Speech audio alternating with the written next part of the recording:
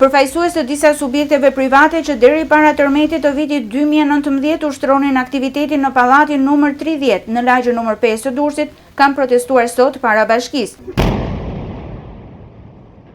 Që nga viti 2024 ku përfundoi rindërtimi i pallatit, ata kanë pritur nga bashkia rikthimin e pronave të tyre, të cilat i dispononin me certifikat pronësie.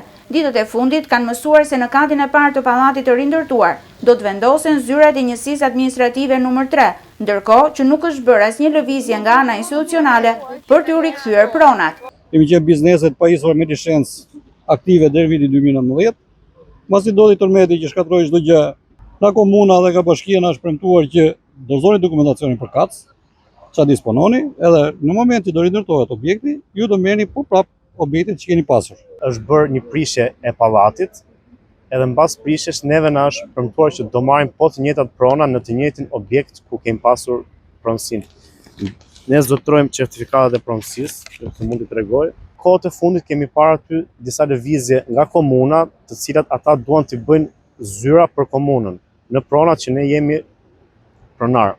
Unë sa kisha marrë dyqanin, harxova gjithë ato parë, bleva dhe pajisjet, edhe një vit kishes para tërmeti, u dha urdhë dhe pallati do prishet. Unë jam i përblu tamam si firma perimetrale, pas u prish nga kërkun certifikatat në komunë, i dërsum. Edhe na thanë që do merrni aq sa keni metër. Në pallatin numër 30 në rrugën Hysen Mishketa, kati i parë ku më parë ushtronin aktivitetin 5 biznese, qëndronin zbrazët, ndërsa bashkia nuk i ka kthyer përgjigje qytetarëve pavarësisht insistimit të tyre.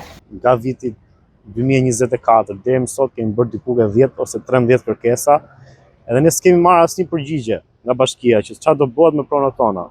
Pas interesimit që Durrës Lajm bëri në bashki, na u tha se referuar aktit normativ numër 9 dhe VKM-s për rindërtimin, rindërtohen vetëm banesat e qytetarëve dhe jo ambientet e tyre të biznesit.